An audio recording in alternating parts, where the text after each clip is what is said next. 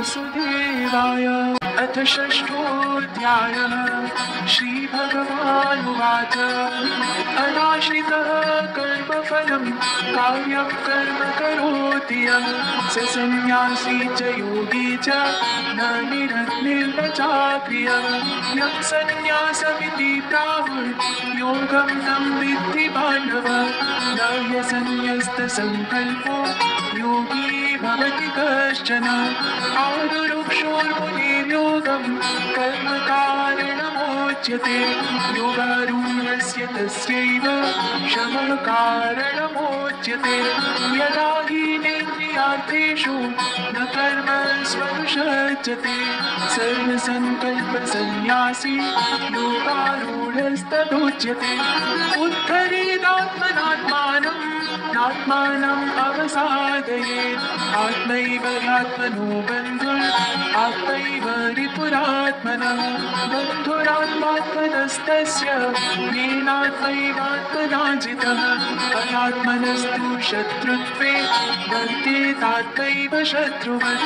जितात्मनः प्रशान्तस्य परमात्मा समाहितः। शीतोष्णसुखदुःखेषु तथा मानापमानयोः। ज्ञानविज्ञानतृप्तात्मा कूटस्थो विजितेन्द्रियः। युक्त इत्युच्यते योगी समलोष्टाश्मकाञ्चनः। सुहृन्मित्रार्युदासीनः मध्यस्थदेश्यबन्धुषु। साधुष्वपि च पापेषु समबुद्धिर्विशेष्यते। योगी युञ्जीत सततम् आत्मानं रहसि स्थितः। एकाकी यत चित्तात्मा निराशीरपरिग्रहः। शुचौ देशे प्रतिष्ठाप्य स्थिरमासनमात्मनः। नात्युच्छ्रितं नातिनीचं चैलाजिनकुशोत्तरम्। तत्रैकाग्रं मनः कृत्वा यतचित्तेन्द्रियक्रियः। उपविश्यासने युञ्ज्यात् योगम् आत्मविशुद्धये। समं कायं शिरो ग्रीवं धारयन् अचलं स्थिरः। सम्प्रेक्ष्य नासिकाग्रं स्वं दिशश्चानवलोकयन्। प्रशान्तात्मा विगतभीर् ब्रह्मचारी गते स्थितः। मनः संयम्य मच्चित्तो युक्त आसीत् मत्परः। युञ्जन्नेवं सदात्मानं योगी नियतमानसः। शान्तिं निर्वाणपरमां मत्संस्थामधिगच्छति। नान्यश्नतस्तु योगोऽस्ति न चैकान्तम् अनश्नतः।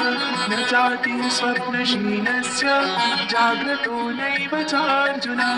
युक्ताहारविहारस्य युक्तचेष्टस्य कर्मसु युक्तस्वप्नावबोधस्य दुःखो भवति दुःखः। यदा विनियतं चित्तम् आत्मन्येवावतिष्ठते।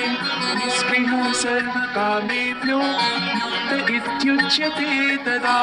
यथा दीपो निवातस्थो नेङ्गते सोममास्मृता। योगिनो यतचित्तस्य युञ्जतो योगमात्मनः। यत्रो परमते चित्तं निरुद्धं योगसेवया। यत्र चैवात्मनात्मानं पश्यन्नात्मनि तुष्यति।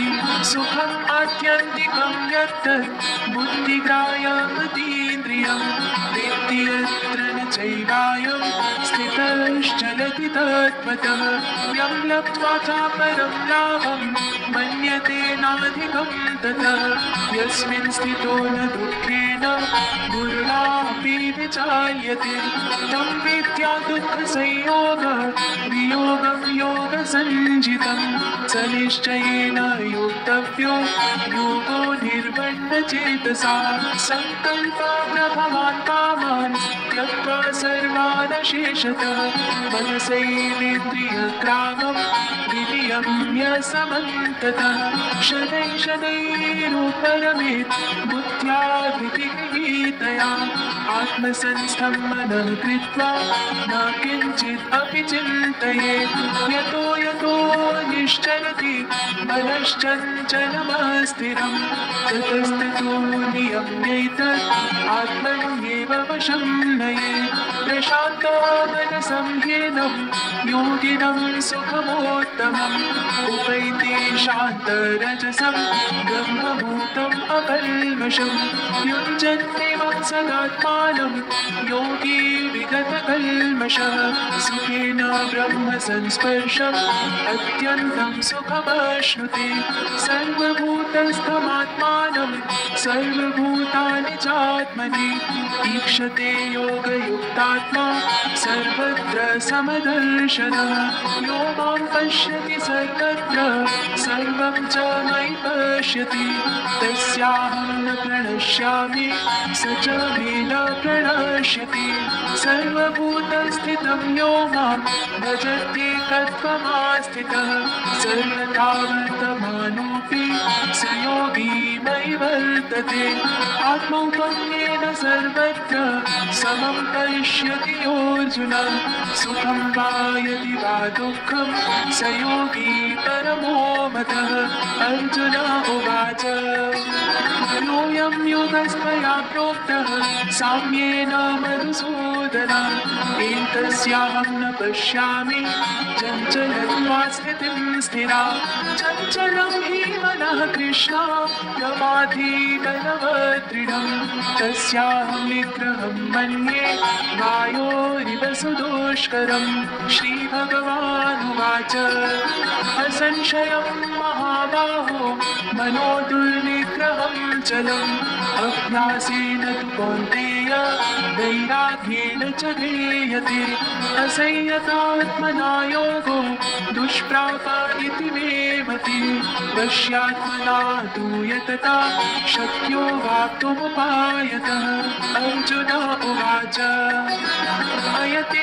श्रद्धयोपेतो योगाच्चलितमानसः अप्राप्य योगसंसिद्धिं कां गतिं कृष्ण गच्छति कच्चिन्नो भयविभ्रष्टः छिन्नाभ्रमिव नश्यति अप्रतिष्ठो महाबाहो विमूढो ब्रह्मणः पथि एतन्निसंशयं कृष्ण छेत्तुम् अर्हस्य शेषतः त्वदन्यः संशयस्यास्य चित्ता नानुपपद्यते श्रीभगवानुवाच पार्थनैवेह नामुत्र विनाशस्तस्य विद्यते न हि कल्याणकृत् कश्चित् दुर्गतिं तात गच्छति प्राप्य पुण्यान् कृतां लोकान् उषित्वा शाश्वती समां शुचीनां श्रीमतां देहे योगभ्रष्टो विजायते अथवा योगिनामेव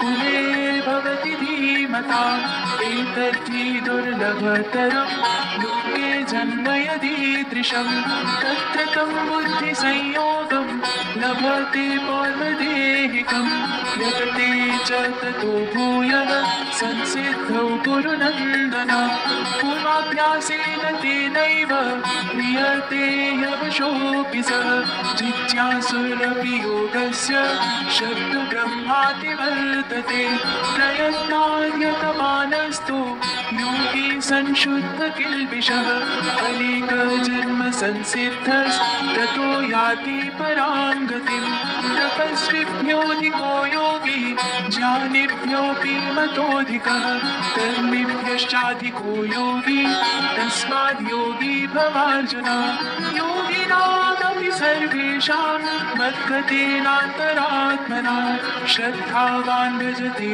यो मां स मे युक्ततमो मतः। ओम तत्सदिति श्रीमद्भगवद्गीतासु उपनिषत्सु ब्रह्मविद्यायां योगशास्त्रे श्रीकृष्णार्जुनसंवादे आत्मसंयमयोगो नाम षष्ठोऽध्यायः।